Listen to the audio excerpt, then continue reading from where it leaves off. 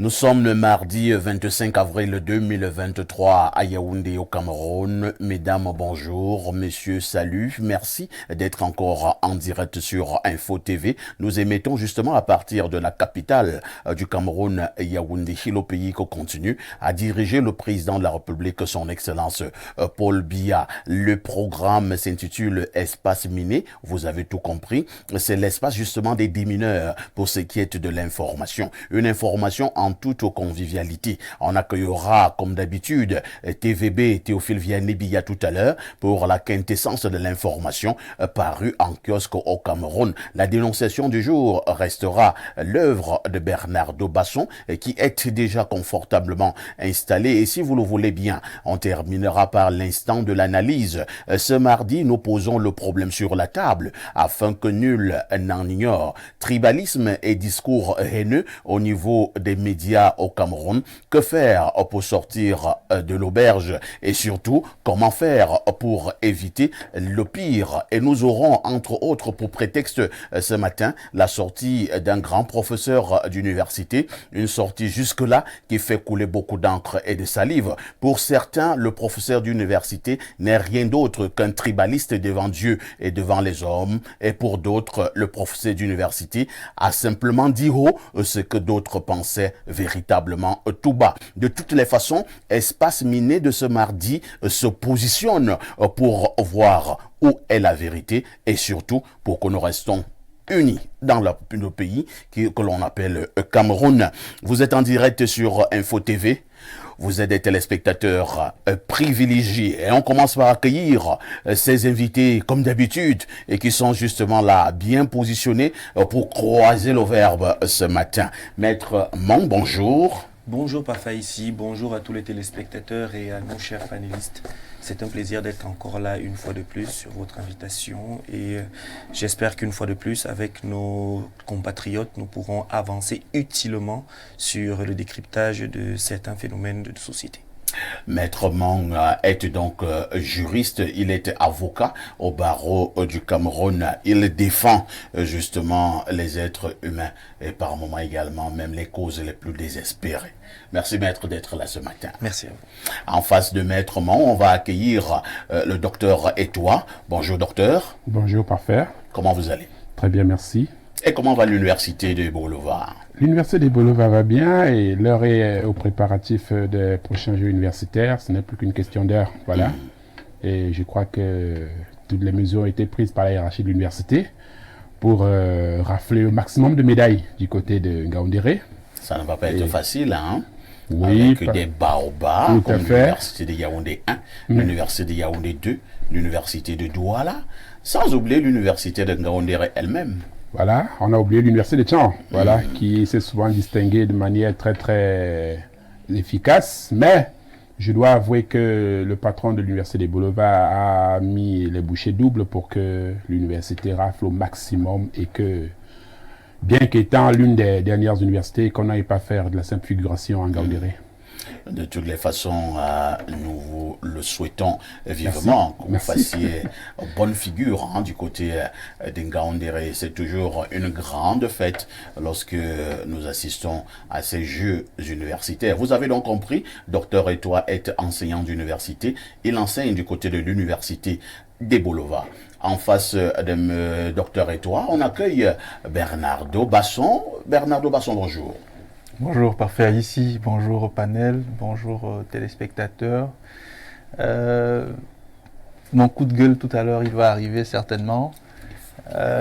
Aujourd'hui, 25 avril, c'est la journée mondiale de lutte contre le paludisme. Vous savez, cette maladie qui est l'une des premières causes de mortalité en Afrique noire. Donc aujourd'hui, c'est une journée spéciale pour laquelle un chapelet d'actions sont menées à l'effet de résorber la propagation du paludisme ainsi que ses effets pervers. Donc aujourd'hui, il est important que tout le monde soit sensibilisé sur la réalité autour du paludisme. Et que les la journée mondiale contre le paludisme. De lutte contre le paludisme, oui.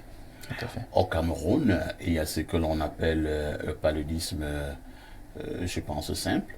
De 0 à 5 ans, le président de la République, son Excellence Paul Biya, décidait de la gratuité pour ce qui était des soins au niveau de nos hôpitaux. C'est effectif, Bernardo?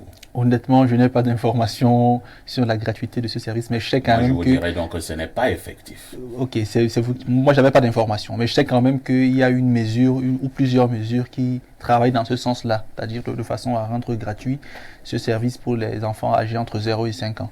Mais au Cameroun, on sait très bien que la le santé... président de la République prend une mesure forte qui va dans le sens de soulager les populations, ils sont nombreux qui freinent des 4 fers pour que cela ne puisse pas avoir lieu. C'est comme me demander d'expliquer comment est-ce que des gens parviennent à violer ou alors à tuer d'autres personnes comme cela. Ouais, c'est des questions qui sont très difficiles à répondre dans un pays qui se dit. Vous pensez que ce pays n'est plus dirigé? Je pense qu'il l'est encore un tout petit peu quand même. Ah d'accord, un tout petit peu. D'accord. Moi, je pense qu'il est toujours dirigé. Merci Bernardo Basson. On accueille le consultant de tout temps et de tous les temps, le seul qui nous restera lorsque tous les autres consultants auront pris la poudre d'escampette. Il s'agit de Pierre Blériot-Niemek. Bonjour. Bonjour Parfait ici, bonjour à ton impressionnant panel. Bonjour à nos millions de téléspectateurs à travers le monde. Heureux d'être parmi vous ce matin. Pierre Blériot-Niemek est donc le digne fils de Boumniebel. Lorsque nous avons dit cela, nous prenons le premier verre d'eau. Théophile Vianney-Biya, bonjour. Parfait, ici, bonjour. Bonjour au panel assez riche et impressionnant ce matin. Bonjour également à tous nos téléspectateurs. Je n'oublie pas de saluer très affectueusement et fidèlement les téléspectatrices. Vous êtes habillé là comme un benguiste, hein? De temps en temps, il le faut. Un benguiste à Paris qui cherche un mégot de cigarette. Pourquoi seulement un mégot de cigarette? Parce qu'il fait froid. C'est comme ça qu'ils aiment s'habiller en cette période où il fait vraiment, il y a une fraîcheur, pas possible. Oui, le climat nous l'impose également ici. Toute cette nuit, hein, oui. À Yaoundé, la pluie a débuté autour de 2 heures du matin. Jusqu'à pratiquement 7 heures du matin. Exactement. Il pleuvait. Il pleuvait. J'espère qu'il n'y aura pas trop de dégâts. Sur le plan physique, sur le plan psychique, sur le plan corporel. Tout ce que tu veux. Non, vide même pas le plan mystique. Nous espérons qu'il n'y aura pas trop de débat, mais il faut tout simplement comprendre qu'à chaque climat, son style d'habillement, et on essaie tant bien que mal de respecter afin d'être bien portant. Parce que vous savez que l'habillement joue également un très grand rôle sur le plan du maintien de la santé. Et donc, pour rester au chaud, surtout lorsqu'on a passé une nuit assez compliquée avec le froid, il faut naturellement être bien vêtu. Je suis de tout cœur avec certains qui vivent dans les quartiers difficiles et qui ont passé le temps à déplacer leur lit, les meubles d'un coin de la chambre à l'autre coin parce que la toiture coule. C'est comme ce qu'on appelle des passoires. Exactement. Je n'ai pas dit épassi. Des passoires. Lorsque vous avez vu TVB, sachez que nous allons déjà faire un tour au niveau des kiosques. Et c'est pour avoir la quintessence de l'information parue de ce côté. TVB, que disent les journaux? Parfait. Ici, les journaux qui sont disponibles en kiosque ce matin parlent de la préparation de la célébration de la fête de l'unité avec cette réunion d'évaluation tenue du côté du ministère de la Défense.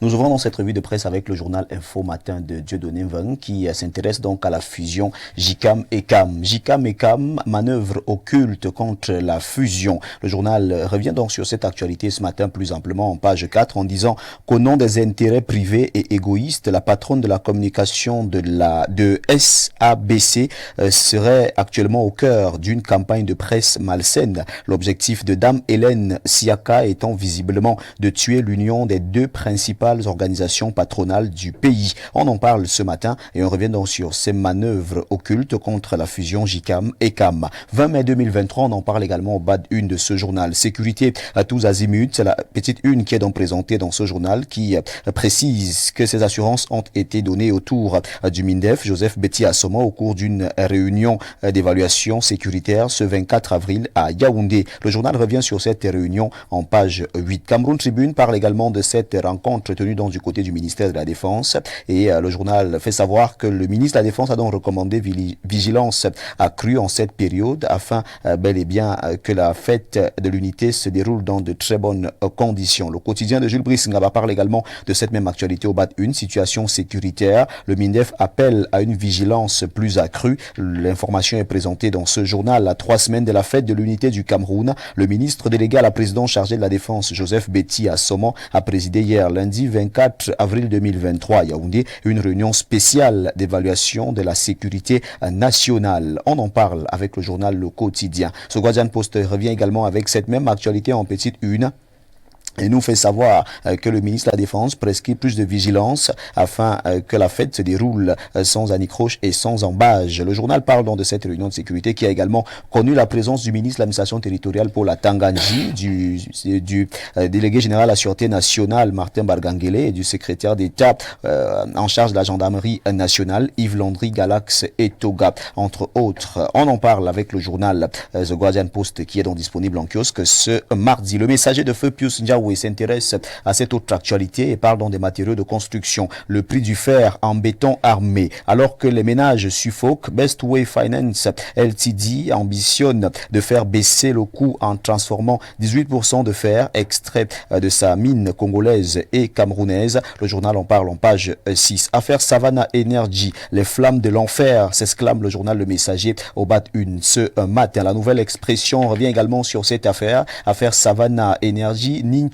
pose une question grave. Cette question est donc à lire en page 2 du journal La Nouvelle Expression qui revient également avec l'affaire Martinez-Zogo. Reporters sans frontières confirme. Cette confirmation est à lire en page 4 du journal La Nouvelle Expression disponible en kiosque et qui nous amène également du côté de Santa pour dire que 4 personnes ont été assassinées. Ce massacre a eu lieu dans la nuit de samedi à dimanche 23 avril 2023 à Mbey, un village de l'arrondissement de Santa. Sénat, les leçons de la session de plein droit sont également à lire en page 3 du journal La Nouvelle Expression. Émergence parle également Sénat avec le G27 qui est donc contre la désignation d'un sénateur SDF comme vice-président. On nous le fait savoir en page 5 du journal Émergence. Paludisme, on en parle en grande une du journal Émergence. Plus de 3 millions de cas enregistrés. Les statistiques sont présentées au journal Émergence qui fait également un état des lieux de la situation du paludisme au Cameroun. Mutation de Georges Alain Boyomo revient sur ce mouvement de protestation observé hier 24 avril 2023 sur le plan national. L'avion qui part, c'est la une du journal Mutation. Des consommateurs ont activé le mode avion de leur smartphone hier pour dénoncer les coûts pratiqués et la mauvaise qualité du service offert par les opérateurs de téléphonie mobile de la place. Éclairage sur les tarifs dans ce secteur à lire de la page 8 à la page 9. Prenons également l'info à chaud qui parle de ce boycott Orange et MTN. Le Cameroun en mode avion à lire donc en grande une du journal L'info à chaud. Les usagers des communications électroniques sont en colère. D'après ce que nous dit le journal L'Info à chaud en page 3. Encadrement technique des sélections nationales. Le ministre des Sports exige la présentation des diplômes des coachs. Le journal nous le fait savoir en page 12. Et revenons sur cette communication du ministre des Sports, professeur Narcisse Mouele-Kombi. Le point bi-hebdo, ce bi-hebdomadaire d'analyse, d'enquête et d'information générale s'intéresse à la couverture santé universelle. Manaouda Malachi, couverture santé universelle, l'illusion. Le ministre de la Santé publique fait montre d'une agitation sans pareille depuis son arrivée au gouvernement. Si cet enthousiasme est apprécié à la présidence de la République, des questions se posent déjà sur l'efficacité de son nouveau business. On en parle en page 11 du journal Le Point qui s'intéresse également à cette actualité concernant le Tchad et le Cameroun. Tchad, Cameroun, Fangbiya, l'agneau. On en parle en page 3 du journal Le Point. Terre Promise Hebdo s'intéresse à l'acquisition des actifs de la Côte-Co en rappelant son ambassadeur à Yaoundé. N'Djamena se comporte comme si la décision de la Société nationale des hydrocarbures d'acquérir les actifs de Côte-Co n'était pas légalement fondée. Le journal parle donc de cette actualité et titre en grande une acquisition des actifs de la Côte-Co. La SNH n'est-elle pas dans son droit? Le journal de Marc Omboui s'interroge ce matin. Dossier spécial, discours haineux, péril sur le vivre ensemble. Ce dossier spécial vous est présenté de la page 5 à la page 7 du journal Terre Promise. Eco News de Pascal Dibamou qui nous permet de refermer cette revue de presse acte 2 sur Info TV. S'intéresse donc au prix du sac de riz, plus précisément du sac d'arachide au marché 8e ici même à Yaoundé. Yaoundé, les arachides, le sac à 85 000 francs au marché 8e. L'inflation fait son lit sur les marchés de la ville de Yaoundé. Le prix du sac de 50 kg d'arachides, qui jadis s'élevait à 25 000 francs CFA ou 30 000, quelle que soit la variété, a atteint ces jours les 70 000, voire 85 000 francs CFA. Quelle est la cause de cette variation des prix? Le décryptage vous est proposé en page 3 du journal Econews, qui nous permet donc de refermer cette revue de presse Acte 2 sur Info TV. Mesdames, messieurs, de votre aimable attention, infiniment merci. Et nous vous invitons très massivement à vous rendre dans les kiosques pour vous procurer un journal au prix de 400 francs CFA pour que vive la presse camerounaise. C'était la revue de presse Acte 2 avec Théophile Vianney Billa. Appelez-moi TVB si vous le désirez. Merci El Perfecto, merci au panel, merci à vous, chers téléspectateurs. Merci TVB pour cette brillante revue de la presse. Vous ne partez pas comme d'habitude. C'est pour nous donner le fait saillant qui nous intéressera ce soir au journal de 19h et au journal de 20h.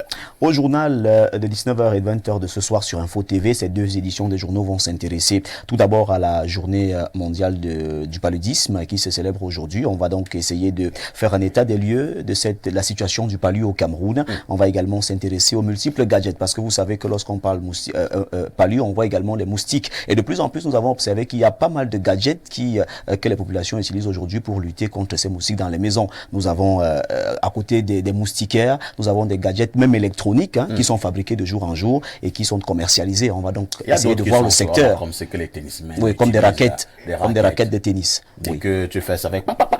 Oui, et il faut dire que c'est également très dangereux parce que ces raquettes ont une forte propulsion d'énergie électrique. Si votre doigt heurte, n'est-ce pas, ce fer, vous êtes percuté automatiquement, rapidement. Oui, ce sont des fortes décharges. Donc il faut faire très attention. Le mot d'utilisation... Ce sont des inventions des Chinois. Oui. Et donc, on va s'intéresser à ces multiples gadgets-là et essayer de voir comment est-ce que les populations font pour lutter contre les invasions des moustiques. Il y a également d'autres objets, c'est comme des prises. Oui. On branche... sur une prise de courant au mur et on vous dit que ça chasse les moustiques. On vous met un liquide que vous branchez. Bon, ce sont des inventions comme ça et comme les populations sont à la quête naturellement des solutions, ils se ramassent ces produits comme des petits pois. De toutes les façons, chez moi, si un moustique se dépose sur mon ami, j'utilise ma main, je frappe. Tant pis pour l'ami si elle souffre. Je l'aurais quand même aidé. Et bien évidemment, on va également rester sur nos routes pour essayer de faire un tour du côté de l'axe Mélène, Carrefour Mec. C'est très impraticable, surtout en cette saison des pluies. Donc on va se rapprocher. La GP. Oui, c'est pas très évident. Partant même de Mini-Ferme, tout le trajet jusqu'au Carrefour Mec, c'est pas très praticable. On va s'intéresser à cette route-là. Mais du côté du quartier Mini-Ferme, c'est praticable pour autre chose.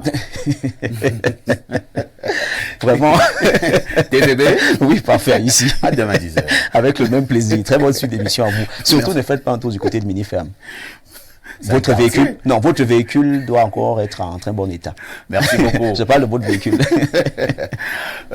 Deux faits auront retenu notre attention après cette brillante revue de la presse des TVB. Il y a déjà le quotidien Jules Brice Ngaba, du frère et ami, qui parle donc de cette sortie du ministre délégué à la présidence en charge de la défense, Joseph Boutiassomo, qui a donc tenu une réunion très importante de sécurité hier. Nous avons également le quotidien L'Émergence le quotidien Mutation qui nous dit que l'avion qui part. L'info à chaud nous fait comprendre que le Cameroun est justement aussi en mode avion. Ils veulent faire allusion à cette opération de boycott contre ces deux sociétés de téléphonie mobile au Cameroun. Il s'agit de MTN, mais également d'Orange. Je voudrais, Pierre Blériot-Niémé, que vous puissiez prendre la parole pour commenter ces deux actualités. L'actualité ayant trait au MINDEF avec la sécurité. Le MINDEF prescrit plus de vigilance à 3 semaines environ de la fête de l'unité. Maintenant, il y a également l'actualité sur MTN et Orange. Nous allons essayer de voir ce matin, Pierre Blériot, si l'opération lancée hier a quand même été porteuse, et si l'opération lancée hier a quand même été suivie par un grand nombre de consommateurs des produits des MTN et Orange, même si je dois reconnaître que la direction d'Orange Cameroun a fait une sortie par un communiqué. Je vous passe la parole. Oui, je vous ai souvent dit ici que le Cameroun n'était pas un peuple, mais un regroupement de population. Un peuplement.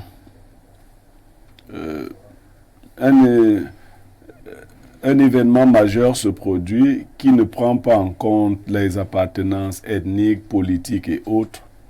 Les gens sont incapables de défendre leurs droits. C'est-à-dire qu'avec l'affaire MTN Orange, on n'a pas besoin d'être du MRC, du RDPC, puisque les gens du RDPC n'ont pas un meilleur réseau. Vous savez, un jour, les collègues au lycée avaient décidé de faire grève. Alors d'autres sont venus nous dire non, ce sont les Bamileke qui veulent gâter l'enseignement. Je leur ai dit, on était à Ebolva, je leur ai dit mais c'est facile, payer les boulots. Comme ça, bon. Mais puisque même les boulots n'étaient pas payés. Vous comprenez? On n'a pas besoin d'être du RDPC, du MRC, de l'UPC, du PC pour comprendre que ces gens se moquent de nous. Alors quand vous suivez un mouvement comme celui-là, des gens disent non, moi je ne pars pas, je ne sais pas ce que je vais gagner. Vous serez prêt à vous lever pour faire quoi d'autre? Il y a d'autres qui avaient certains autres arguments, Pierre Bluriot, qui vous disent, vous voyez seulement Orange et MTN, pourquoi vous ne vous attaquez pas à Eneo, à Camwater, pourquoi vous nous attaquez pas? Non, c'est de la diversion. Il faut bien commencer par quelque part. La faute commune ne crée pas le droit, c'est ce que les juristes... Il faut commencer par quelque part. Alors, vous refusez de boycotter Orange et MTN parce qu'on n'a pas encore boycotté Eneo et autres. Non, on a une pression qu'on peut directement exercer sur MTN et Orange. Bon, il y a aussi quelques Tintins qui tirent des prébendes ici ou là. Ouais. Il y a même des gens à qui le téléphone ne sert à rien, mais qui ne l'ont pas mis sous mode d'avion. Hier, je préparais une émission importante. Ouro Africa, mais j'ai dû être sur mode d'avion de 12h à 14h. Tout à fait. Parce qu'il fallait suivre le mouvement. Vous voyez un cancre... j'ai failli dire quelque chose de part. Mais vous voyez quelqu'un à qui le téléphone ne sert à rien, qui vous dit non, moi je ne me mets pas en mode d'avion, ça va me rapporter. Alors qu'il fait 2 jours, personne l'appelle. Mais même quand on l'appelle, c'est pour lui dire n'importe quoi, on ne lui dit rien d'important, ça ne lui rapporte rien. Non, nous ne sommes pas sérieux.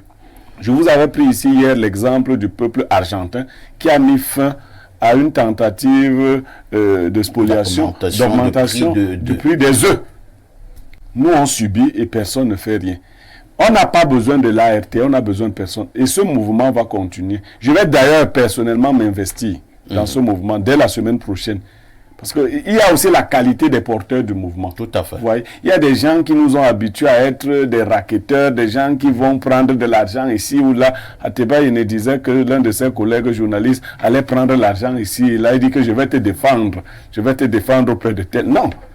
Si vous n'êtes pas crédible, vous pouvez discréditer un mouvement qui a de l'ampleur, qui a toute sa valeur. Tout à fait. Donc, il faut des gens crédibles qui suivent ce genre de mouvement. Maintenant, relativement aux questions de sécurité, les moments de grands regroupements, comme celui qui arrive, la fête de l'unité nationale, le 20 mai, sont souvent des moments de tension et de crise sociale. Je crois que le MINDEF est dans son rôle de monter d'un cran au niveau de la sécurité. Nous en avons besoin. Vous savez, récemment ici à Info TV à Ifula, nous avons été témoins d'une bombe artisanale, de l'explosion d'une bombe artisanale. Et il y a eu beaucoup de frayeurs. Il y a eu beaucoup de frayeurs. Donc, je n'ai pas suivi le dossier de près, mais c'est des choses qu'il faut éviter. Il ne faut pas que d'autres foyers de tension, de crise, de guerre naissent encore au Cameroun. Merci beaucoup, Bernardo Basson, l'avion qui part selon le quotidien Mutation, qui colle à une chanson devenue populaire. Ça, c'est la particularité du frère Boyomo, très fort au niveau de la titraille. Le Cameroun à mode avion, selon l'info à chaud, nous évaluons ce matin la portée du mouvement qui a été lancé hier, portée du mouvement baptisé Opération Mode Avion.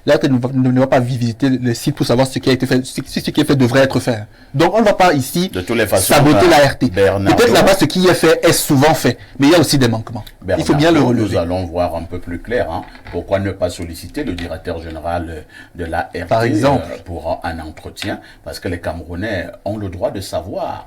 Il peut arriver que vous avez le savoir-faire, mais vous ne le faites pas savoir. Je suis en train de paraphraser le président Paul Biya. Maître Mon, vous qui êtes également un Camerounais, comme Basson, comme Blériot, comme Docteur Etoile, probablement comme moi aussi, vous êtes aussi touché par cette mauvaise qualité des produits de MTN et d'Orange Cameroun. Les Camerounais se sont donc mobilisés. Ils ont voulu suivre le mouvement lancé par les Ivoiriens. Il faut dire, mouvement ivoirien qui a connu un succès total. Pour le cas du Cameroun, quelle est votre lecture? Le mouvement d'hier est-il promoteur ou alors c'est un échec? Alors, merci déjà pour cette question. Je ne vais pas reprendre ce que mes chers panélistes nous ont donné déjà comme grain à moudre, mais commençons déjà par la fin du propos de Bernard Basson. Au regard de ce que rapporte en termes de bénéfices les services qu'Orange promet, ou alors que les opérateurs qui ont été visés par le mouvement d'hier, Orange et MTN, leur rapportent le minimum en termes de contrepartie, parce qu'il s'agit d'un contrat bel et bien, c'est de fournir du service, mais fournir la meilleure qualité de service possible. Et il est évident que si nous en sommes arrivés à la grogne d'hier, au mouvement de boycott d'hier, c'est que visiblement ils sont loin de cet objectif, sans pour autant pouvoir justifier pourquoi est-ce qu'ils n'atteignent pas cette qualité de service. En ce qui me concerne, à la suite de beaucoup d'autres Camerounais, je me suis moi aussi mis en mode avion entre... Vous avez suivi le mouvement? Je n'ai pas que suivi le mouvement. J'ai essayé de comprendre ce qu'il y avait tout autour du regard du juriste que je suis, pour éviter toute tentative, évidemment, de manipulation des masses, mais aussi pour comprendre le fond d'une revendication et savoir si oui ou non nous devons y mettre du nôtre. Et effectivement, j'ai été choqué, comme Bernard Basson et comme d'autres personnes, de me rendre compte que les débats avaient été totalement déplacés. On était parti d'une revendication nationale, citoyenne, pour une meilleure qualité de vie, à un problème de personnes, à un problème de sponsors, à un problème de recherche, de contrats. Nous sommes partis d'une revendication citoyenne à des campagnes de règlement de comptes par personnes interposées. Et au final, comme l'a dit l'aîné Blériot, on se demande si nous sommes bien imprégnés de ce que c'est que la notion de citoyenneté. Est-ce que nous savons réellement ce que c'est qu'une nation, un objectif commun, une visée commune? Mais je ne suis pas pessimiste. Peut-être c'est dû à mes origines tribales. Je suis frondeur quand il le faut, mais je suis aussi très réaliste. Le premier pas d'hier ne pouvait pas produire tous les fruits escomptés, mais c'était déjà un coup de semonce de ma perception. Il faut quand même dire, hein, Serge, sans toutefois vous interrompre, je suis dans au moins 200 groupes WhatsApp. Bon, certains vont dire que ben parfait, pourquoi toi tu faisais ça? J'ai fait comme certains Camerounais, hein, pour voir un tout petit peu comment ça se passait dans les groupes WhatsApp. Ça, je l'avoue. C'est-à-dire que entre 12h et 14h, je vous assure, dans la majorité des groupes WhatsApp, il n'y avait plus de communication. Il n'y avait plus de communication. Moi, ça m'a paru quand même formidable. Je suis dans un grand groupe là qu'on appelle Direct Info. Je pense que c'est le groupe de notre ami Samuel Bonjoc, le DP. Direct Info, de 12h à 14h, il n'y a eu que 5 messages. Parfait, ici. Oh, c'est un groupe, en 1 heure de temps, on a parfois environ 500 messages. Parfait, ici. Je suis dans un groupe Juris Praticas. Oui. Dans lequel il y a des éminences du droit. Le professeur Abba Oyono, le magistrat Mokete, le magistrat Ovono. Je vous assure que dans ce groupe, il n'y a eu aucun message entre 12h et 14h. Aucun. Très bien. Je parle des magistrats qu'on peut appeler 10 fois, 15 fois par jour, des avocats qui ont des dossiers à gérer. Il y a quand même des Camerounais qui sont porteurs de valeur encore. Donc ce que je condamne, ce sont les influenceurs là. Je vais poser la et une question. frange de la jeunesse qui n'est absolument pas utile et qui veut s'aborder un mouvement aussi. Très bien. Docteur Oyono, ce que nous appelons au Cameroun influenceurs, n'avez-vous pas l'impression certains d'entre eux ont perdu une grande cote de popularité? Hier, j'ai suivi certains qui sont venus comme pour tuer le mouvement qui a été lancé. Je parle de Steve Fa, par exemple, un garçon pour qui moi j'avais beaucoup d'estime. Quand j'ai lu ce que Steve Fa a écrit, oh, j'ai eu beaucoup de peine. Je me suis demandé si c'est Steve qui écrit comme ça.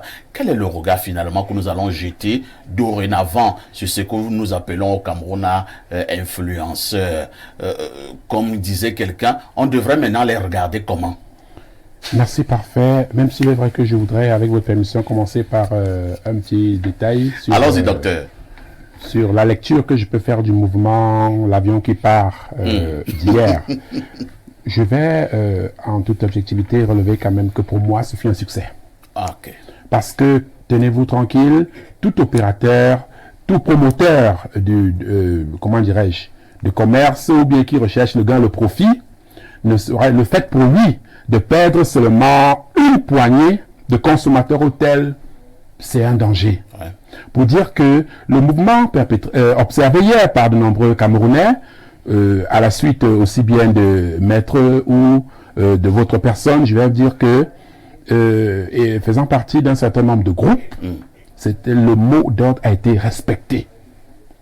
Vous avez l'impression que pour une fois, et je suis même tenté de le dire quand même que, de mémoire au Cameroun, voilà un mouvement qui n'est pratiquement de façon banale. Il n'est presque de rien.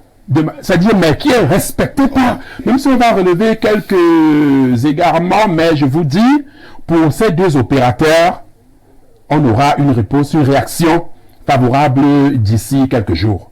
Maintenant, Il y a même déjà eu un communiqué voilà, de la voyez-vous, direction d'Orange Cameroun, voilà. mais que je n'ai pas envie de lire. Voilà. À côté donc de ça, je voudrais bien sûr relever que c'est vrai, à la suite de Maître Basson, je crois bien, il faut dire que l'ART a beaucoup à faire aussi dans ce dossier. Parce qu'honnêtement, qu'est-ce qui négocie, qu'est-ce qui accorde les autorisations à ces opérateurs ici? L'ART, c'est l'agence qui est chargée non seulement de la qualité de consommation, la qualité des produits, mais aussi du prix des nationaux. Et des prix. Et des prix. Mais malheureusement, on se rend compte que peut-être le mouvement lancé qui a pris effet hier ne restera pas sans effet ni impact auprès de l'ART. Docteur, Oui. vous êtes quand même au courant que l'ART a une tutelle. Tout à fait. L'ART peut prendre un certain nombre de décisions, mais être appelé à l'ordre par sa tutelle. Hein. C'est vrai aussi que ça, c'est un peu dans le système, le style camerounais, Voilà. où vraiment on a un directeur général qui est en poste, mais qui est obligé de s'en référer à la haute hiérarchie, parce que quoi, ne faites pas si pour un problème d'intérêt généralement. Tout à fait. Oui. Docteur, permettez-moi, Oui. c'est que j'ai un peu mis les organes, vraiment, permettez-moi. Moi, je ne peux pas être violent vis-à-vis de l'ART parfait ici. Certains sur Twitter hier, parce que je suis très actif sur Twitter, il y en a qui me disaient hier que il faut tirer sur l'ART, pas sur Orange et MTN. J'ai précisé ceci. Dans un problème comme celui-là, on vise celui qui a le plus à perdre. C'est lui qui va faire bouger les lignes. Orange et MTN se font beaucoup d'argent tous deux des Camerounais. Et si on tape leur portefeuille là, il y en a qui m'ont dit hier que vraiment nous on travaille en semaine, c'est compliqué. Organiser le boycott pour le week-end, peut-être une journée morte, où il n'y a pas OM, il n'y a pas Momo, un jour de week-end, où souvent le volume des transactions est beaucoup plus important. Donc on va migrer vers cela. Quand ils verront ces opérateurs-là sur 24 heures, aucune opération financière n'est faite parce que Orange et MTN ne gèrent plus la communication. Eux, ils gèrent seulement maintenant l'argent, c'est-à-dire les mobile money, Orange Money. Quand sur 24 heures, on aura tapé le portefeuille là, ils nous donneront ce qu'on veut. Moi, je vais me mouiller par rapport à cela personnellement dans cette affaire. Bien, merci. Je vais rectifier quelque chose. Hein. Le communiqué d'Orange date du 22 avril. Donc, Vendredi. le communiqué date du 22 avril. Lorsqu'ils ont su que le mouvement devait être lancé, ils ont envoyé un communiqué. Donc, depuis hier, à ma connaissance, Orange n'a pas encore envoyé un communiqué, encore moins MTN, à ma connaissance, sauf si je me trompe. Merci, parfait. Oui, vous allez revenir donc poursuivre, à la jeter, lecture. docteur. Merci beaucoup. Revenir à la lecture qu'on peut faire de ces agents, ces compatriotes qui se veulent influenceurs ou je sais pas trop. Et qui se Voilà. sont levés pour bloquer plutôt bloquer. le mouvement. un tel mouvement, je crois bien que depuis, je crois que c'était avec la dernière CAN organisée au Cameroun, où on a vu certains influenceurs, je m'en vais parler de manière globale, Et influenceurs. voilà, se démarquer par des comportements un tout petit peu ignobles, qui arrivent comme ça dans un établissement hôtelier de la place, se mettent plutôt à orchestrer des actes tout à fait indignes, immoraux, alors qu'en fait, ces derniers, même s'il est vrai que c'est une profession, une activité récente dans la République, ne devrait pourtant pas s'illustrer par de C'est telles même quelle pratiques. profession? C'est-à-dire, on les forme dans quelle université? Bon, là c'est encore un autre questionnement. C'est sur le tas jusqu'à présent. C'est le nouveau métier, comme le dit si bien. Bon, si ce sont des nouveaux métiers, on est formé où? Non, on se forme. On s'auto-forme. Voilà. Et celui que vous avez cité, Steve, est l'un des founding fathers du métier. Très tôt, il nous a fait connaître ce métier-là. Nous l'avons beaucoup suivi. Il avait un truc qu'il appelait... C'est vrai que j'ai un problème quand vous appelez ça métier. Oui, c'est un métier. Les gens Il vit de ça. Il vit de ça, C'est bien parfait. ça, un métier. Il vit de ça. C'est un métier, désormais, puisqu'ils gagnent de l'argent, il devient même important. Sauf que il faut dire aux jeunes Camerounais que ce métier cache autre chose. Tout à fait. C'est un métier écran, c'est comme ça qu'on appelle ça.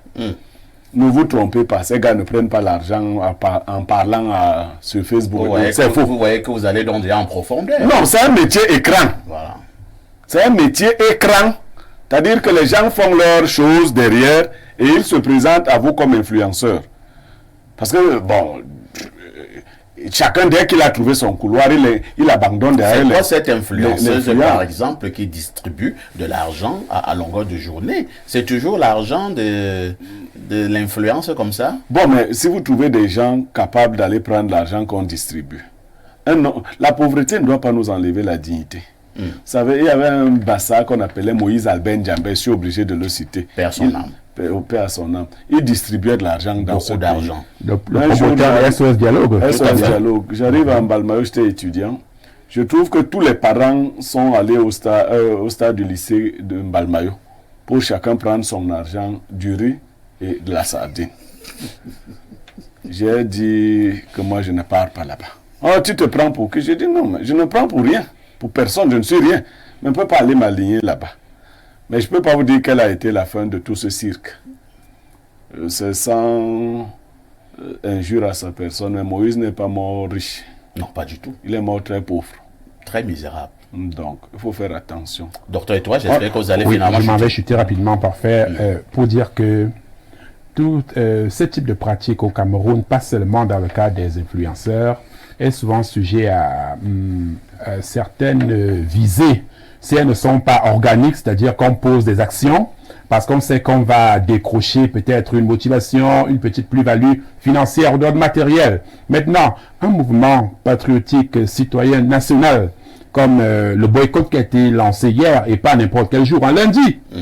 Un lundi, je vous dis sincèrement, c'est soi-disant influenceurs, entre guillemets, savent exactement quel contact ils ont pris avec ces opérateurs, ou bien ils savent quelle action ils ont choisi de vendre auprès de ces opérateurs, parce que venir s'opposer, par exemple, à un mot d'ordre citoyen que Parfait va lancer, alors qu'il est pour notre bien à tous, nous allons tous tirer profit, suppose que au lendemain de ce mouvement, vous allez passer à la caisse rencontrer les opérateurs, dit voilà, nous on a essayé. Ou alors vous êtes passé à la caisse avant. Bien évidemment, et sachant quand même ce que pèse monsieur Steve Fa, aujourd'hui, dans le milieu de la jeunesse, par ses posts, par ses séquences vidéo bien organisées, ce qui est sûr, même si c'est pas la majorité qui va suivre son mot d'ordre de boycott, on va quand même dire qu'il y a quelques-uns qui l'ont suivi.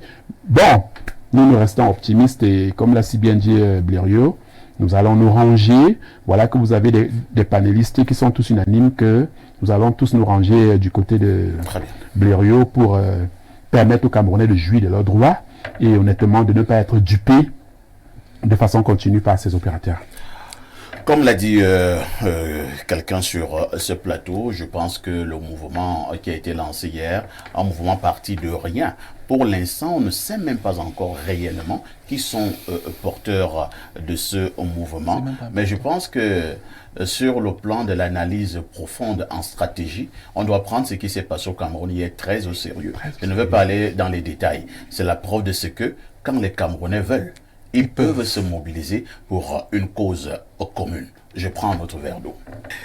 Nous sommes là pour l'instant à l'heure de la dénonciation. C'est un exercice que nous aimons particulièrement au niveau de ce programme Espace Miné, un service justement qui vise à aider les populations. Si vous êtes victime d'une injustice, d'un abus au niveau de votre quartier, de votre localité, de votre ville, de votre pays, saisissez Info TV et nous nous ferons le reste. La dénonciation de ce matin est encore une affaire de Bernardo. Parfait, ici ma dénonciation de ce matin n'est pas nouvelle. C'est une de plus, une de trop. C'est vrai, elle était prévue pour demain, mais je la balance aujourd'hui parce qu'on a parlé d'Orange et MTN un peu plus tôt.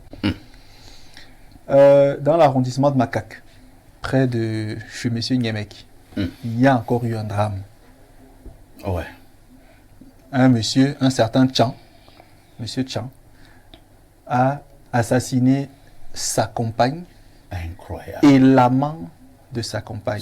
Apparemment, il les aurait trouvés en position inconfortable et il a décidé d'en finir avec eux. D'en découdre. Le mariage, c'est pas le voir bébé.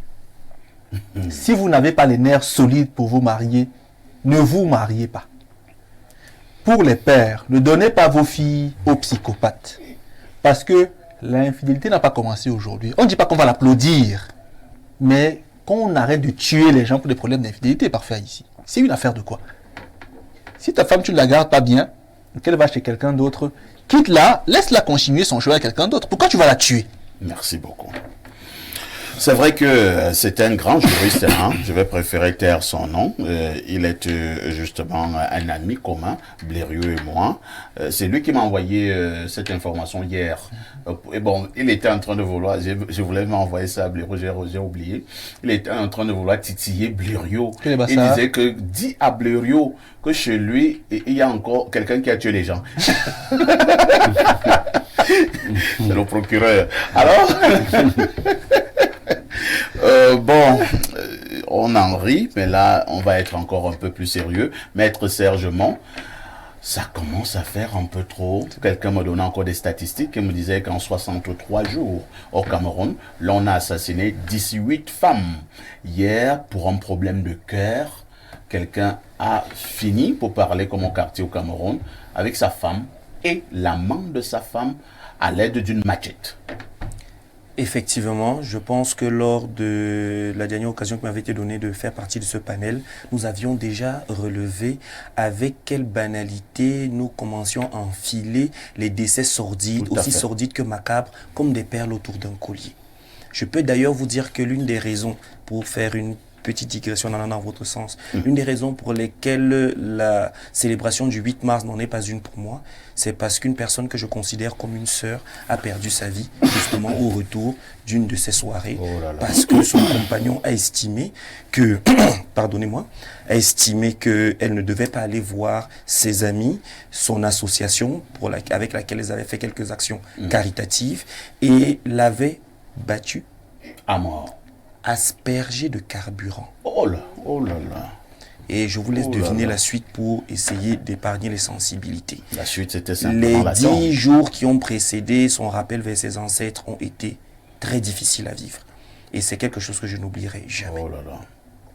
Pour revenir dans nos mots et tons, le banal avec lequel aujourd'hui les vies se trouvent perdues, avec lequel les listes des pensionnaires des morgues se retrouvent rallongées, la moyenne d'âge des personnes qui se retrouvent dans les bras de la justice, parce qu'il va falloir quand même rendre justice au nom du peuple, si ce n'est plus la justice au nom d'une personne qui se l'est déjà rendue, s'allonge de manière anormale. Tous les acteurs, pas juste judiciaires, tous les acteurs de la société doivent s'asseoir pour réellement se poser les questions qui dérangent mais les questions qui devront nous permettre de nous regarder en face et d'avancer. Voilà ce que je pense. Merci beaucoup, Pierre Blériot-Niamec. Plus on en parle, plus certains que Bernardo qualifie de psychopathe ici avancent à grands pas dans l'industrie du mal et même du crime.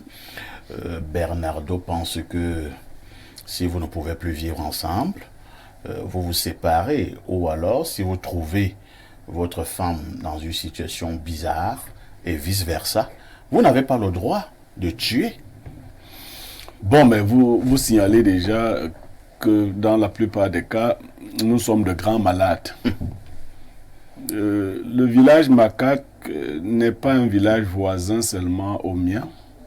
C'est le village qui a fait naître ma grand-mère, celle que j'ai enterrée à l'âge de récemment. 100 ans. Voilà, donc je suis en partie de Macaque.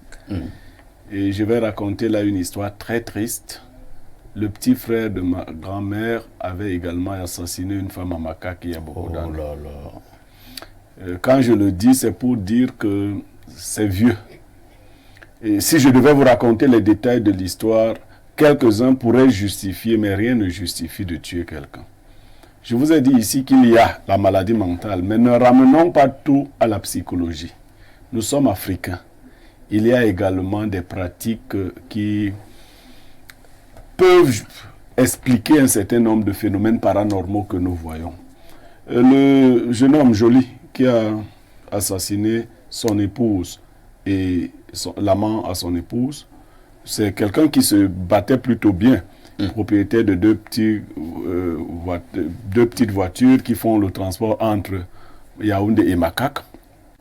Mais le couple n'allait plus bien du tout. Il y avait beaucoup de friction dans le couple, ça n'allait plus bien. Il est allé chercher, il n'a pas assassiné à Macaque. Il y a un autre petit village, il est allé les assassiner là-bas, dans le village de l'amant de la femme. Ça veut dire qu'il est filet. Il est filet, il a eu l'information. Mais vous savez... Avec préméditation comme ça. Oui, mais vous savez, nous donnons le conseil de se séparer du partenaire qui nous trompe ou qu'on... Mais c'est pas évident. C'est pas évident. C'est ce qu'il faudrait faire. Si on ne peut plus, si on n'a pas la culture d'accepter, parce qu'il y a une réalité qui est grave. Les hommes ont intégré, nous avons intégré que aller avec d'autres femmes, c'est l'apanage de seuls hommes. Non, les femmes vont avec d'autres hommes. Beaucoup de femmes mariées le font. Très clair. C'est vrai. Beaucoup le font. Donc, quand vous vous préparez au mariage, il ne faut plus rêver. Il faut savoir que ça se fait comme ça. Au village, en ville, partout. Vos femmes qui vous interdisent leur téléphone et autres, c'est parce qu'elles veulent avoir des choses à vous cacher. À nous cacher. Bon, et les hommes aiment draguer les femmes mariées. Parce que, bon, vous n'avez pas de loyer à payer, vous complétez juste 5 000. Vous en savez quelque chose, mais... Oui, Il y a des avantages. Il y a beaucoup d'avantages. Le mari loge déjà sa femme, il la nourrit, il la vêt, il s'occupe des tresses, il la soigne. Et vous, quand un individu de cette nature donne 10 000 à votre femme, elle vous gronde à la maison. Tu m'as déjà donné 10 000 ici un jour. Donc, c'est plus facile pour eux de s'attaquer aux femmes mariées. Ce d'autant plus qu'il y a encore un autre problème dans les couples. Le sexe se pratique de moins en moins bien dans les couples. Très bien. Comment toi tu le sais? Oui. C'est vrai. Tu as fait un sondage? Non, parfois ici, le sexe se pratique de moins en moins bien. Pourquoi? Et quelle est la cause? La cause, c'est la monotonie. On croit que, bon, c'est un acquis et tout le reste.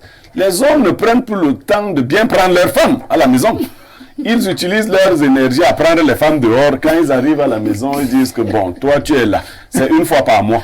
Bon, et les femmes vous laissent croire que c'est comme ça. Après, elles commencent aussi à se faire aider. Et comme le Mundiamoto à Nyengele dit, la femme d'autrui est très sucrée. Donc, les gens commencent à... Non, nous sommes une société malade. Pour chuter. Il faut qu'on nous soigne. Il faut une prise en charge globale.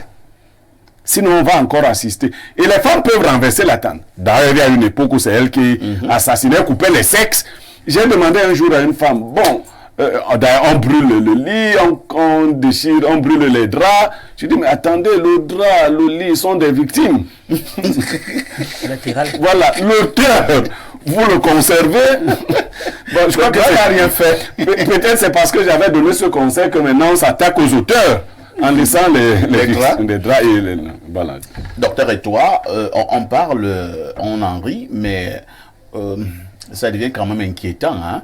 Nous avons eu à tenir des émissions ici, il y a quelques semaines, où nous parlions déjà de cette banalité, comme le disait Maître tout à l'heure, de la mort au Cameroun.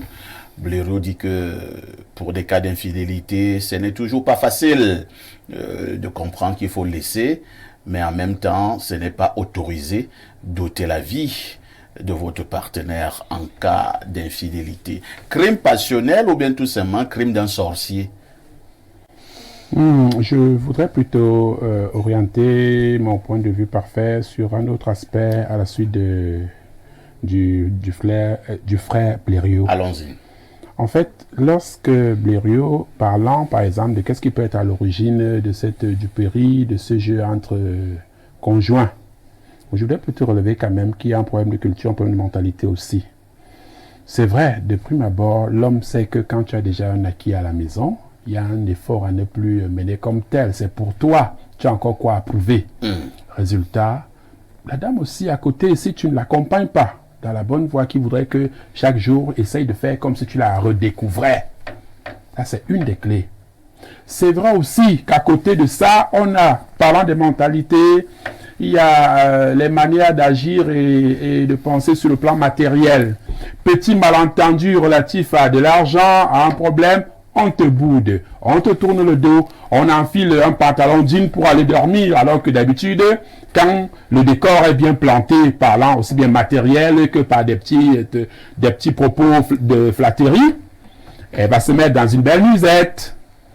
Et bon, je vais pas, nous sommes sur le plateau. Ne décrivez pas les voilà, détails. voilà, Nous voyons déjà une belle musette qui accueille parfait au Blériot qui vient de rentrer et tout, on sait que d'accord, je suis bel et bien là.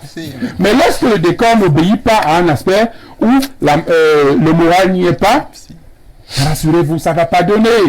On a beau dire, parce que même celui qui est tenté d'aller regarder la petite Adida de l'autre côté, mais le fait de savoir quand même qu'à la maison, on me prend de la sorte ou telle, essaye de réduire un tout petit peu. Je dis que ça réduit un peu, pas définitivement. Sur un autre plan maintenant, parfait, je voulais dire que, je crois qu'il y a un panéliste qui l'a relevé, que lorsque ça ne va pas, il faut savoir dire stop ou se retirer. Blériot a fait savoir que ce n'est pas facile. Moi, j'interpelle plutôt une sorte de refonte des instruments juridiques qui traitent de la vie de couple. Aujourd'hui, si nous sommes 5 sur ce plateau, tous mariés, 2 à 3 vont vous dire que à un moment j'ai été tenté de dire stop, mais quand je regarde la barrière juridique qui encadre cet aspect, je me dis mais attends, même si tu as raison, on va t'imposer un certain nombre de contraintes là-bas qui vont soit te ramener à 0, alors qu'en fait on ne cherchera pas à savoir que c'est elle qui a tort ou bien que ça n'allait pas. Séparons ces gens simplement. C'est l'aspect matériel qui va prendre un coup, vous remettant ici à 0 si vous étiez peut-être déjà au 4e, au 5e niveau. C'est un des aspects qui amène les couples aujourd'hui à vivre ensemble malgré les humeurs. Donc vous voulez dire que le divorce coûte plus cher que le mariage? Exactement. Exactement. Oui. Même s'il est vrai que depuis bientôt plusieurs années, je m'avais chuté de ce côté également, qu'on a enregistré une hausse très très galopante des cas de divorce. Tout à fait. De plus en plus. Un jeune couple marié, ça fait même pas 2-3 ans, on a un instant de divorce, ça ne va plus. De plus en plus. Alors qu'avant, ce n'était pas ça. Mais maintenant, ceux qui sont un peu forts, qui ont peur, qui sont souciés des enfants, qui sont souciés de ce qu'ils ont déjà pu faire jusque-là, mettent leur vie en péril. C'est-à-dire que brûlent dans le cadre où ils sont, au nom de que, mais si je pars même là-bas, on va me dire que c'est toi qui es venu demander, n'est-ce pas? D'accord. On te fait subir. Avant de passer la parole à Bernardo, il y a Maître Serge Mont qui voulait apporter un ou deux éléments. Effectivement, je voulais embrayer dans la suite du docteur Etoile pour relever justement 2 éléments qui ont peut-être l'air paradoxaux, mais qui nous permettent de bien comprendre l'environnement dans lequel dans lequel nous sommes. Alors, premièrement, vous avez raison, le divorce, comme vous le disiez, grand frère Blériot, le divorce coûte parfois plus cher qu'un mariage. Pourquoi est-ce qu'il coûte plus cher qu'un mariage? Premièrement, d'un point de vue juridique, pour être précis, le code civil camerounais est l'ancien code civil qu'on appelait code napoléonien dans les années 1800 ou 1700 en France. En France, il a plus de 40 mises à jour. Au Cameroun, ça n'a jamais bougé. On va laisser le pourquoi et le comment. Voilà. Non, 1804. 1804. Je parle du Cameroun, le code civil de 81. L'ordonnance. L'ordonnance. C'est l'ordonnance qui tenait essentiellement sur la réorganisation de l'état civil au Cameroun. Tout à fait. Mais s'agissant du code civil dans son entièreté, ou alors dans sa très grande majorité, c'est le code napoléonien. Et il faut savoir que l'environnement civil à cette époque napoléonienne, voyait dans le divorce une disgrâce sociale. Et pour protéger au maximum les fortunes masculines, parce qu'il était de coutume que l'épouse vienne avec sa dot offerte par son beau-père, qui donc devait être reprise par son beau-père, et sa fille si jamais il y avait un divorce.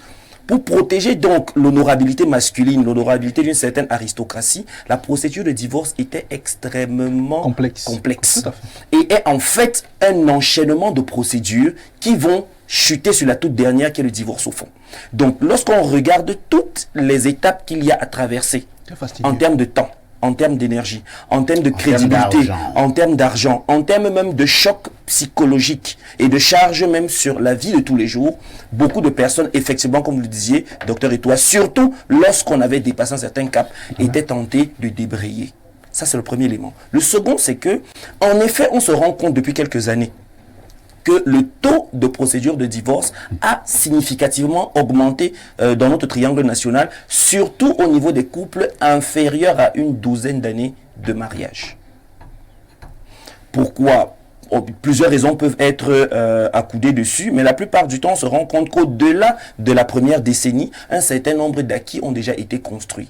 Le choix de la forme de gamie, monogamie et du régime matrimonial ayant déjà permis de garnir un patrimoine commun, mais aussi un patrimoine affectif et familial ainsi que social, sert généralement de frein ou de second filet pour refréner les ardeurs de ceux et de celles qui veulent passer outre. Mais avant cette décennie, il est très fréquent aujourd'hui, sous nos cieux, de voir de jeunes couples décider de briser le tabou de la bien-pensance, de la belle apparence du couple et de déchirer l'acte comme certains aiment généralement dire. Merci maître pour cette précision d'ordre juridique. Bernardo Basson, y a-t-il une thérapie? Y a-t-il un remède? Y a-t-il un secret? Y a-t-il un procédé? Y a-t-il quelque chose qui puisse faire en sorte que les hommes arrêtent d'assassiner les femmes depuis un certain temps? Je vous ai dit qu'en 63 jours au Cameroun, ce sont les stats, nous sommes à 18 femmes assassinées. Les hommes, qu'est-ce que les femmes vous ont fait au Cameroun subitement? C'est compliqué de parler de panacée ici, de trouver un médicament universel qui pourrait résorber complètement la situation. Mais là, c'est la fibre psychologique qui parle. Et il faudrait peut-être que les Camerounais comprennent des choses de façon méthodique. Les Camerounais et autres. Pour un équilibre social de l'homme, dans le foyer, dans l'environnement immédiat, il y a 4 supports principaux et fondamentaux. Le premier, la gestion des émotions. Le second, la qualité du rapport sexuel. Le troisième, la qualité et la quantité des avoirs. Le quatrième, la qualité et la quantité des savoirs. Une fois que, en psychologie, l'homme rassemble ces éléments dans un intervalle de temps suffisamment équilibré, il a de fortes chances de mener une vie équilibrée. Vous savez très bien qu'au Cameroun, au moins sur un aspect, on est généralement plongeant. Le Camerounais moyen en tout cas, c'est l'aspect des avoirs. À partir de là, cela déséquilibre progressivement la vie de couple. Les femmes ont 3 supports de soumission. Elles sont soumises soit au sexe, soit à l'argent, soit à l'intelligence. 9 femmes sur 10 sont soumises à un de ces éléments-là. Quand tu as ta femme, tu développes tes 4 supports d'équilibre. Tu regardes le support sur lequel elle peut généralement se retrouver être inclinée. et puis tu commences à la gérer. Et inversement pareil. Donc je pense qu'aujourd'hui, c'est un problème d'éducation à la conception de la vie sociale. M. Vecteur l'a bien relevé, c'est-à-dire, il a dit le problème est endémique, il est global. Les Camerounais aujourd'hui... C'est-à-dire que nous sommes tous des malades. C'est pas complètement faux. Ça peut être péjoratif ou insultant, mais c'est pas complètement faux. Il a dit qu'il faut qu'on se soigne. Oui, dans le sens où il faut d'abord s'éduquer au moins. Mais là, il faut un grand hôpital. Hein. Enfin, c'est le malade qui va vers l'hôpital. Que les gens acceptent de se faire éduquer. Dans l'environnement immédiat au Cameroun, parfait ici, les conceptions des hommes sont erronées. Tout à l'heure, Maître Mémoire, on en parlait en venant ici. Les femmes sont au moins aussi infidèles que les hommes. Ah bon? Les hommes n'ont plus à penser que la femme qui est infidèle est une femme qui doit être considérée comme tabou et qu'il faudrait l'assassiner. Non. Vous voulez légitimer? Pas légitimer, mais préparer. Les femmes aujourd'hui gèrent une infidélité parce qu'elles ont un discours. Tous les hommes sont infidèles. Du coup, elles sont mieux préparées. C'est une belle excuse? Non, c'est pas une excuse. Elles sont mieux préparées à affronter cela. Si l'homme sait que la femme est infidèle, moi je dis toujours, réserve-moi la période féconde là. C'est comme les boilottes. Vraiment, si je peux féconder opportunément, il n'y a pas de souci. Le reste, période, tu peux donner au boutiquier. Pas donner, puisque si elles donnent, comment je saurais? Elles sont plus subtiles que nos papas faire ici. Donc, premièrement, que les hommes essaient de travailler sur les cadres. Que les enfants t'appartiennent. C'est tout ce que je veux. Parce que le reste ne me concerne pas à 100%. Je veux dire que les hommes doivent travailler à équilibrer leurs 4 supports dans le temps, pour les plus jeunes notamment. Et à savoir quels sont les supports, les éléments d'inclinaison de leurs épouses ou de leurs compagnes. Pour également, à ce niveau-là, bien se comporter par rapport à cela.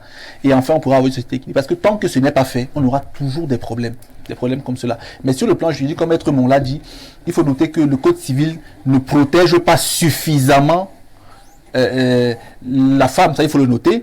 Mais aussi en matière d'infidélité. Hein. Oui, surtout vraiment. C'est les hommes qui le rédigent en majorité, donc on peut comprendre que forcément quand on rédige un acte... L'infidélité de la femme peut se constater partout et à tout moment. Mais c'est un peu compliqué pour l'infidélité d'un homme. Je parle sur le contrôle. Mais c'est vrai, ça a été récemment mis à jour. Effectivement, jusqu'en 2016, si je ne me trompe pas, l'adultère de l'homme ne pouvait être constaté qu'au domicile conjugal et de manière répétée. Voilà, et dans la chambre, dans le lit conjugal. Par contre, celle de la femme, c'était à peu près tout azimut et par tout moyen. Même dans un snap, ça se constate. Tu causes avec un homme de manière bizarre au snap, je constate que tu m'as trompé. Mais les jeunes d'avant savaient maîtriser les choses. Hein. Donc c'est ça qui laissait penser justement que laissait préjuger de l'inclinaison des premiers rédacteurs de ce texte-là. Mais il a été récemment mis à jour et aujourd'hui, l'infidélité de l'homme passe un peu moins facilement, je vais dire. Nous allons lire quelques préoccupations des téléspectateurs. Bonjour le panel, bonjour Perfecto. Excusez-moi du dérangement, j'ai un souci. J'avais voyagé pour Douala, j'ai trouvé que ma bailleresse a déménagé. Elle a tout emporté. Où je vous parle, je n'ai plus rien. Mes meubles de la maison, ni mes pièces personnelles, encore moins mes vêtements. Je suis dépassé. Je ne sais pas où commencer. Pourtant, je ne lui dois rien comme argent. S'il vous plaît, aidez-moi. Je ne sais pas comment faire pour vous rencontrer. Où je vous parle, un autre locataire est déjà dans la maison, ainsi que mes documents officiels, mes diplômes académiques, ainsi que pour ma petite sœur et nos actes de naissance. Moi, ma première question, c'est que est-ce que votre bailleresse a des troubles psychiques? Rétention, c'est en droit de la chose d'autrui. Non, le type dit qu'il ne doit rien à la bailleresse. Ça peut dire qu'elle retient sans droit ce qui n'est pas à elle. Donc, juridiquement c'est la folie. Non, on engage une action. Ne nous dit pas toute la vérité. Exactement. Je partage le point de vue de Parfait quand même. Ils sont avec la bailleresse. Il y a un non-dit dans son propos. Mon frère, dis-nous toute la vérité. Non, sauf si la bailleresse est devenue folle. Franchement. Plus tard, oh là là, le message ne peut pas commencer par plus tard. C'est trop long. Mais c'est long, hein? Bonjour parfait à vos invités. Boycott pour boycott. Que proposez-vous pour éviter que les Camerounais qui suivent le projet de boycott se retrouvent coincés quelque part? Exemple, paiement d'une facture d'hôpital, paiement d'une quittance, paiement d'une prestation, etc. Que faites-vous de nos frères et sœurs employés à Orange et MTN? Y a-t-il chez Blue une possibilité d'effectuer des opérations, money, suggestion? Pour l'atteinte de l'objectif du boycott, il serait utile qu'il ait des alternatives. Et c'est signé Sylvain. Illustration, hier à midi, c'est Sylvain qui continue, hein, pendant que Je boycotte. Je reçois un appel sur mon numéro Blue. C'est un proche à l'hôpital CNPS coincé pour des frais de soins. Plus tard, c'est la maison. Il faut payer le gaz pour la cuisine et les enfants doivent manger de retour de classe. Des urgences à satisfaire, vous voyez. Blériot, vous avez une réponse à donner? Non, c'est des faux, on appelle ça des faux fuyants. Eh ben, s'il se retrouve en Vendémenquette et que son téléphone s'éteint, qu'est-ce qu'il fait des urgences? Quand Eneo déleste au point où tu ne puisses pas recharger ton téléphone, il est là. Ouais. Tu n'es même pas sur mode avion, mais la batterie est à plat. Qu'est-ce que tu fais? Moi, quand je dors, par exemple, je mets mon téléphone off. Si quelqu'un décide de mourir entre 1h et 5h, je ne ressuscite pas les morts. Voilà. On va aller d'autres messages, les bassins. Il faut aussi dire, et puis aussi pour Sylvain, ce qu'il faut quand même dire, c'est que dans le cadre des revendications citoyennes, dans des revendications d'une certaine ampleur, c'est justement la capacité à pouvoir faire de son sang qui coule un engrais et un terreau pour quelque chose de meilleur. Merci. Parce qu'il s'agit de comprendre qu'avant, il n'y avait pas ces services. Voilà. Nous avons pu nous habituer. Nous nous sommes habitués à ces nouveaux services dont nous pouvons aussi nous déshabituer pour aller vers de meilleures habitudes Surtout et attitudes. Bonjour parfait et à tout ton panel. Parlant du boycott d'hier, je pense pour ma part que c'est un bon début, mais il faut qu'on continue de plus. Et pour la dénonciation de ce jour, c'est ce monsieur a fait fort. Si c'était moi, en les voyant, j'allais faire demi-tour à la maison et commencer à mettre les affaires de la femme dehors. Seulement, telle une malpropre, pour dire que c'est fini entre nous. Et je vais convoquer l'homme pour lui demander si c'est ma femme qui est plus sucrée que celles-là qui sont dehors. Patrick depuis Garoua-Boulaye. Autre message ce jour. Bonjour, le continent d'un quota de modérateur. Le mot d'avion d'hier est une très bonne chose. Que les dirigeants de ces deux sociétés soient sages. Que les gens aient suivi ou pas. Le message est passé. Il reste encore les gens de... C'est Syriac Agnala. Syriac Agnala, j'ai compris. Hein. On commence d'abord... par ces deux-là. Bonjour Perfecto et à ton riche panel. Pour le mouvement mode avion, il faut que Camtel nous crée une option pour le transfert d'argent et nous retirons vraiment des SIM, MTN et Orange de nos téléphones. Je pense que le boycott sera fatal. Chazo depuis Kondangui, Carrousel. Voilà des propositions. Voilà une occasion en or pour Camtel de faire une entrée fulgurante au niveau du marché. Parfait, je vais un peu plus loin en jetant un pavé dans la mare. C'est juste une réflexion. Sûrement, on réussira à m'éclairer ici. En quoi consistent exactement les opérations de transfert électronique d'argent? Il s'agit de moi qui envoie de l'argent au grand frère Bériot, au docteur, à vous ou à Bernard. Mais cet argent de manière physique, il réside dans le compte bancaire de qui? Dans quel compte est-ce qu'il séjourne avant de continuer? Et lorsqu'on fait un ratio sur toutes ces sommes qui ont été encaissées, je ne m'y connais pas en économie et autres, mais je sais quand même que les gros clients peuvent négocier avec certaines banques la gestion d'un certain nombre d'intérêts sur les flux d'argent, sur les flux d'espèces qu'ils font transiter par leurs établissements. Alors, ces intérêts qui sont générés par un argent qui n'appartient pas à l'hébergeur de l'argent d'autres personnes, est-ce que ce n'est pas par hasard une autre forme d'enrichissement sans cause? Et je mets pour on pourra débattre. Quand quelqu'un décède et que son compte Orange Money est plein d'argent, personne n'a son code. Où va cet argent parfait ici? Ça va Orange. Perfect concernant la dénonciation. J'ai vécu une scène le week-end à Kribi. Un couple ressortissant de l'Ouest. La jeune dame dit qu'elle ne veut plus de son époux car c'était un mariage arrangé. Nous étions en train de prendre une bière. Dans leur bar, il était 22 heures passées et dans notre groupe, il y avait un mec qui intéressait la dame. Quand nous avons constaté que son épouse s'agitait déjà, nous avons décidé d'aller ailleurs et le mec a décidé de nous suivre. Bon, c'est pour dire donc quoi? Que des femmes mariées sont parfois intéressées par d'autres personnes que leurs conjoints. Autre message. Bonjour. Si vous faites une enquête approfondie, 90% des enfants dans nos couples sont issus de l'adultère, car la majorité des femmes trompent leurs époux et leur imposent des enfants adultères.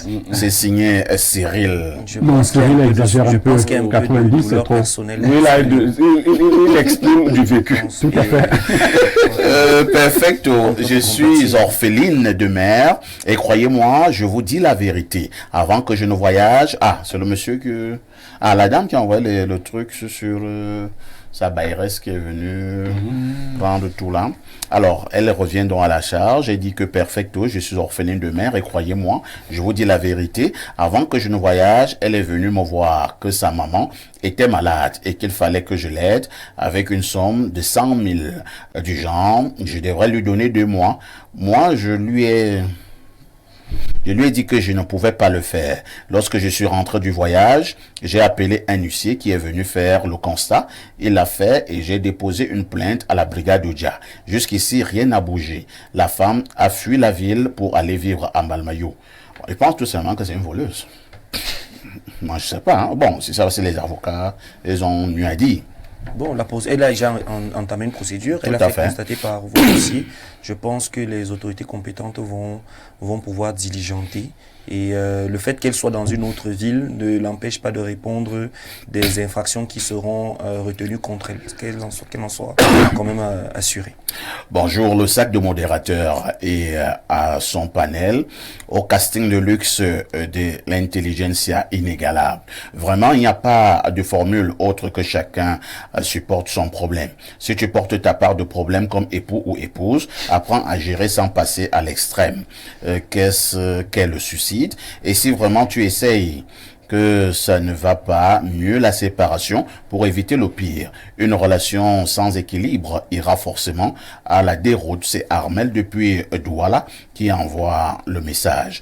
Monsieur Parfait, ici, il y a de belles femmes chez vous, hein? Et qui fait le casting de recrutement chez vous? Je viendrai me ravitailler et doter une célibataire là-bas. Je peux croire que c'est facile, hein, alors que ça peut être très compliqué. Entre-temps également, j'espère que tes poches respirent. Bonjour, monsieur PAE. Il veut parler de Parfait ici et toi. Et ton riche panel à propos du vol 237 entre 12h et 14h, ça a réussi en partie, puisque l'objectif premier était d'attirer l'attention de ces compagnies, mais la majorité des jeunes ont mis plus les statuts entre 12h et 14h. Concernant l'infidélité, les femmes montent en puissance. Vraiment, c'est grave. Bonne émission à vous. C'est Junior Nedjo depuis Bafoussam. Je prends notre verre d'eau. 10h, 11h52 de lundi à vendredi, ça se passe sur Info TV pour ce qui est de l'information, mais alors la meilleure information en toute convivialité. Nous prenons maintenant le plat de résistance qui consiste à voir ce qui ne va plus au Cameroun pour ce qui est de l'aspect ayant trait au tribalisme et au discours dit haineux dans nos médias. Faut-il craindre le pire? Je commence par passer la parole à Pierre Blériot. Pierre Blériot, on va faire une fois de plus comme à l'école primaire. C'est vrai que de manière globale, on peut comprendre facilement de quoi il est question, mais la répétition étant la mère des études. Qu'entend-on par tribalisme et discours haineux? Oui, bon, le tribalisme vient de tribu. La tribu indiquant un groupe humain qui se reconnaît à travers un ancêtre commun, donc il y a des liens de sang, une certaine histoire, des cultures partagées. Cela est un peu naturel. Ce qu'il faut dire, c'est qu'avant d'arriver au tribalisme, il y a ce qu'on appelle la tribalité. Le fait de reconnaître et de promouvoir sa tribu. Cela est légitime. Les ismes sont très souvent des idéologies, donc des irrédentismes. Ce qui se passe avec ce qu'on appelle le tribalisme, c'est qu'une communauté commence à considérer soit qu'elle est marginalisée, soit qu'elle est supérieure à d'autres. Elle sent donc l'obligation ou la nécessité de promouvoir ses intérêts particuliers au détriment des intérêts de la nation ou en repoussant les autres. Ebenezer Ndiomo le disait que le tribalisme, c'est celui qui croit que l'humanité s'achève aux frontières de son village. C'est-à-dire que pour vous, l'humanité s'arrête aux frontières de votre village après Nkolumveng. Les autres ne sont plus les hommes. Et maintenant, les discours haineux ne sont qu'une des modalités du tribalisme. C'est-à-dire, les chrétiens Un sous-ensemble disent... du tribalisme. Non, les chrétiens disent c'est de l'abondance du cœur que la bouche parle. Donc, c'est ce qui est en vous que vous exprimez. Mais les discours haineux peuvent aussi être des discours de fabrication. C'est-à-dire qu'aujourd'hui, ne faites pas attention aux médias souvent. Des fois, les gens sont comme des automates, des gens qui viennent réciter des choses auxquelles eux-mêmes ne croient pas. Vous voyez quelqu'un qui est, par exemple, marié à une Bamileke avec des enfants semi-Bamileke, qui vient à la télé dire qu'il insulte les Bamileke, ou vice-versa. Donc, peut-être parce qu'on t'a donné de l'argent ou que tu défends des causes quelquefois que tu ne comprends pas. Merci, Blériot. Lorsque vous avez dit cela, je vais vous poser maintenant une autre préoccupation et nous entrons dans le vif du débat. Alors, n'avez-vous pas l'impression que depuis un certain temps, pour le cas justement du Cameroun, dans bon nombre de médias, il y a une propagation du tribalisme et même également des discours haineux? Est-ce que cela n'est pas dangereux? Alors, l'univers médiatique au Cameroun est gouverné par deux tribus principales. Les Ekambeti et les Bamileke. Ceux-ci, pour des combats qui sont propres à leurs promoteurs ou à ceux qui soutiennent les promoteurs, nous ont construit un univers de tribalisme artificiel qui s'est étendu sur les réseaux sociaux. Première chose à dire, le Cameroun n'est pas la propriété des Bamileke et des Ekambeti. Il y a aussi les autres tribus qui sont là. Ce n'est pas votre propriété. Et si vous regardez les réseaux sociaux, vous verrez que c'est les deux-là qui empestent les réseaux sociaux. Chacune de ces communautés a ses spécificités. N'étendons pas le tribalisme, c'est qu'on ne veut pas dire la vérité. Il y a deux principales communautés qui dérangent actuellement le cas du Cameroun. Les Ekambeti et les Bamileke. Quel est leur problème? C'est qu'elles se sont entendues à un moment donné. Et l'entente semble ne plus très bien marcher. Ce sont les Ekambeti qui ont rendu les Bamileke riches. C'est comme ça. C'est comme ça que ça s'est passé. Quand les Bamileke sont devenus riches, ils ont commencé à se moquer des Ekambeti. Les Ekambeti disent que maintenant on va tout gâter. Voilà de manière caricaturale. Parce que vous ne pouvez pas devenir riche en 40 ans, pendant 40 ans, c'est les Ekambeti qui avaient toutes les poches de pouvoir. Si on vous a laissé vous enrichir, c'est qu'on a voulu que vous soyez riche. Maintenant que vous êtes devenu riche, vous ne dites pas à ceux qui vous ont laissé vous enrichir. D'autre part, le Cameroun n'est pas non plus la propriété des Ekambeti. S'ils ont été au pouvoir pendant 40 ans, ce n'est pas pour narguer les autres. Vous voyez qu'il y a une souche qu'il faut dessoucher. Cette souche-là, c'est la mauvaise graine de ceux qui pensent que l'argent et le pouvoir sont les seules valeurs du monde. Il faut dessoucher cela et ramener les gens. Et puis, il faut avoir le courage, comme je le fais là, de dire aux différentes communautés la vérité. C'est-à-dire, j'ai plein d'amis Ekambeti, plein d'amis Bamileke, mais je dois mettre la vérité au-dessus de notre amitié. Très bien. Voilà, merci beaucoup, Pierre Blériot. Je passe la parole au docteur Georges Etoua. Docteur Georges Etoua, nous allons prendre un cas vraiment typique.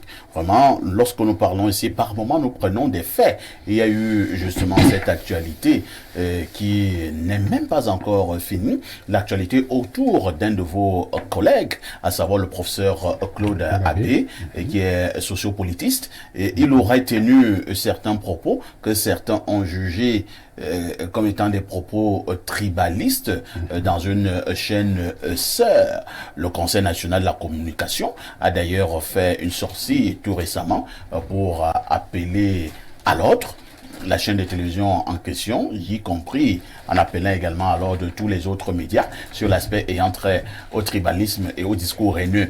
De manière, disons, rapide, ce que l'on peut retenir de cette sortie du professeur Claude Abbé, il a dit que chacun rentre chez lui. Certains ont estimé, je suis en train de le paraphraser, hein, vous allez me rectifier tout à l'heure, bien d'autres, certains ont pensé que le professeur Claude Abbé a demandé aux Bamileke de rentrer chez eux, quelque chose de ce genre. Alors, vous qui êtes justement aussi un analyste, un Camerounais, de tels propos ne sont-ils pas dangereux? Merci, parfait. Je voudrais dire qu'il n'est pas toujours facile dans le milieu universitaire de venir pas forcément contester, réagir aux propos d'un aîné. Tout à fait. Voilà, toutefois, j'ai l'obligation de le faire sur ce plateau. Je vais essayer un tout petit peu. Dans un premier temps, je vais resituer un tout petit peu le propos du professeur et grand frère Claude Abbé. Un des extraits de son propos, c'est le suivant. La République devra passer par la réforme foncière.